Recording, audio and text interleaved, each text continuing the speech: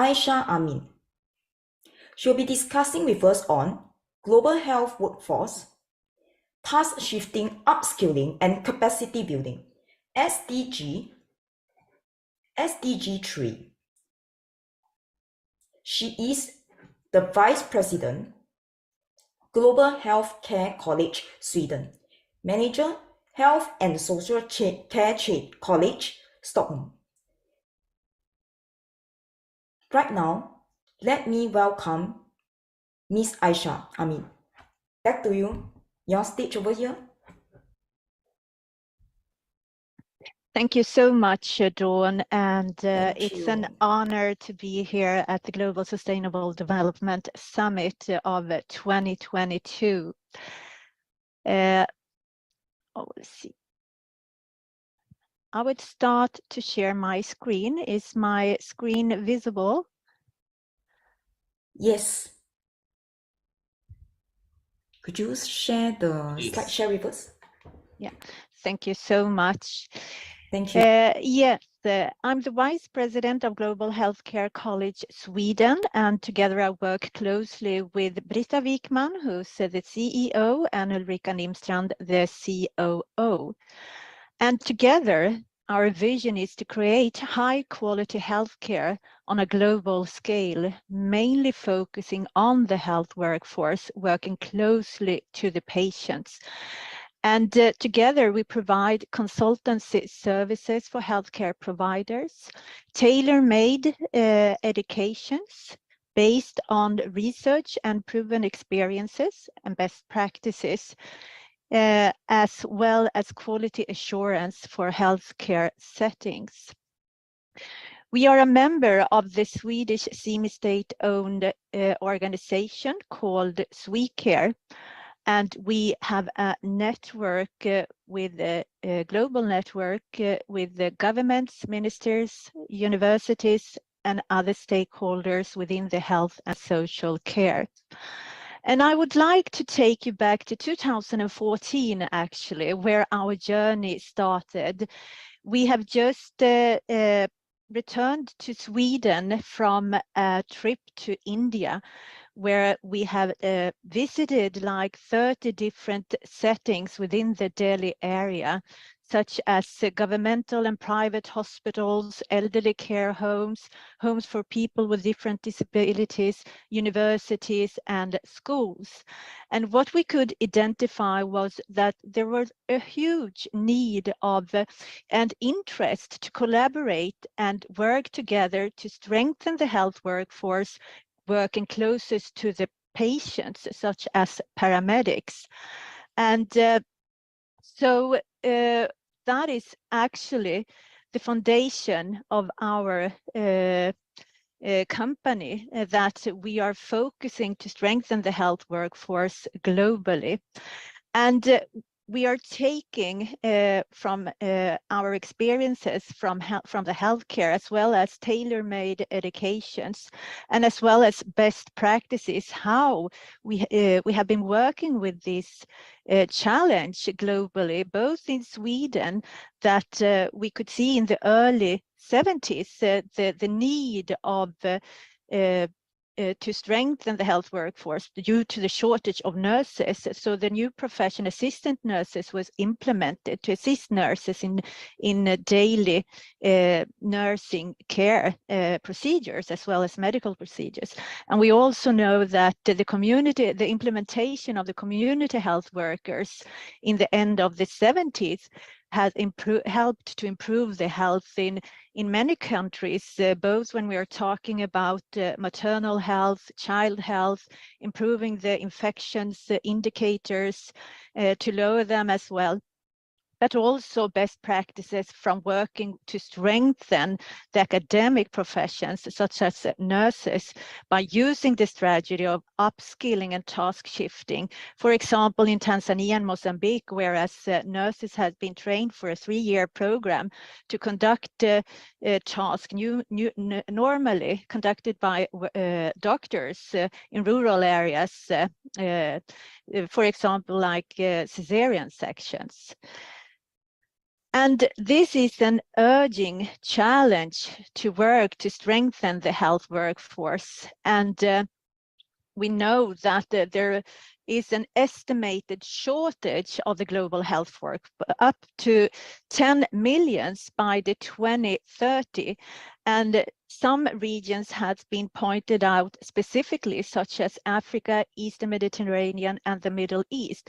But we know that this is not just a challenge for the low and middle income countries. We can already see the need of the health workers, especially like nurses, specialized doctors in the high-income countries.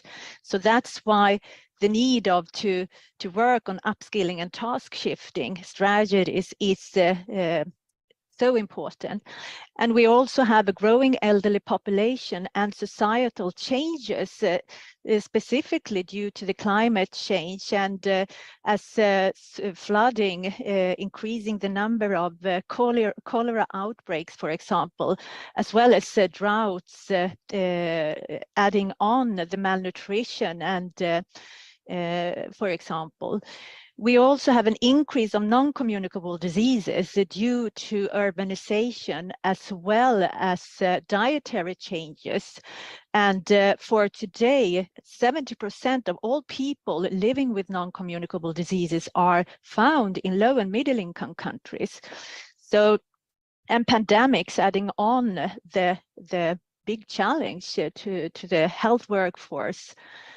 And the limited capacity for educational programs. So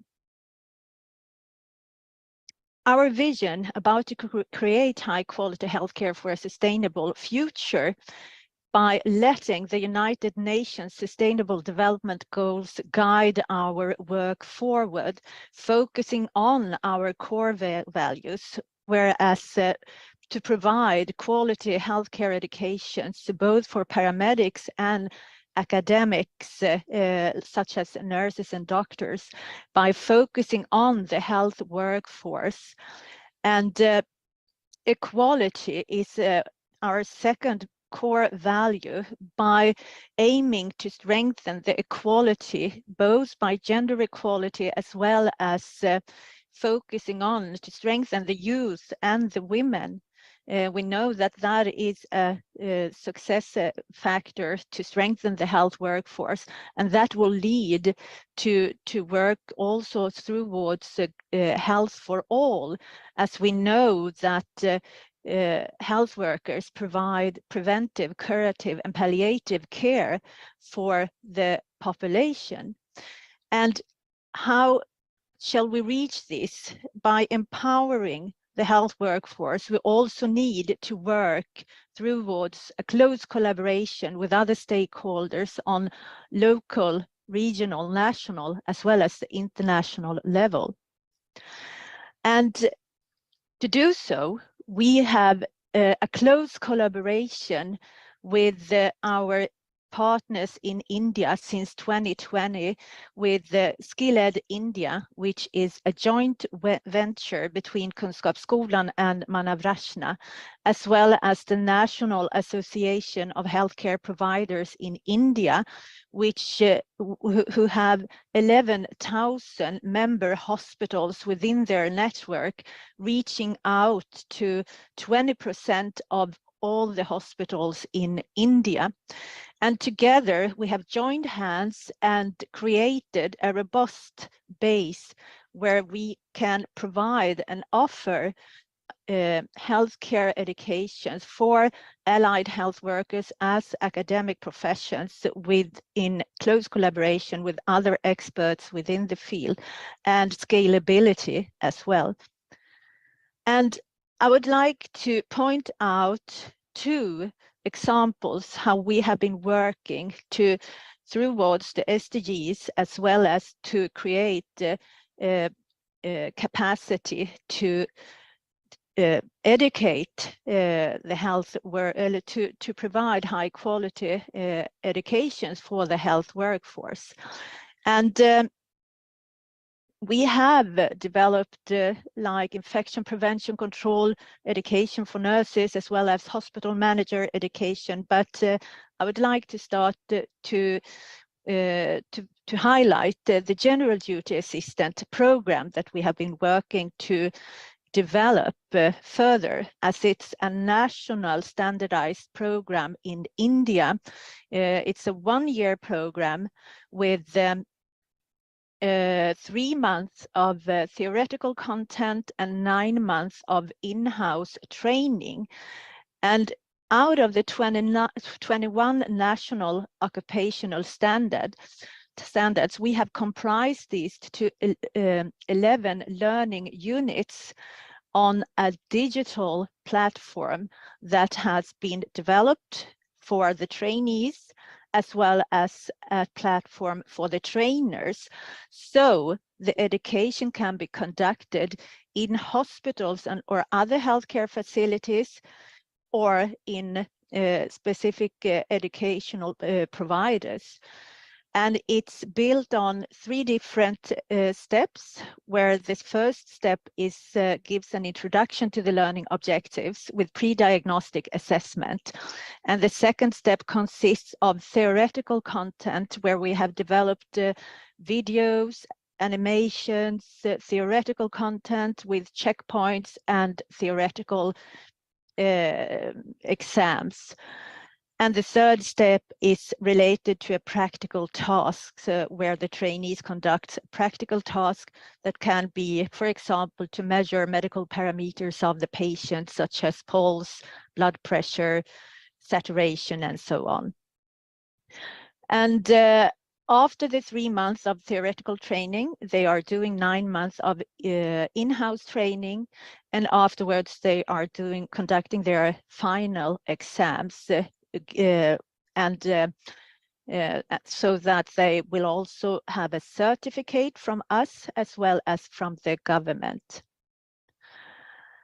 My other example is how we have been working during the pandemic with the COVID Frontline Worker Program, which actually was a national implemented program by the government, a 3-month program, where to scale up and to strengthen the health workforce working closest to the patient.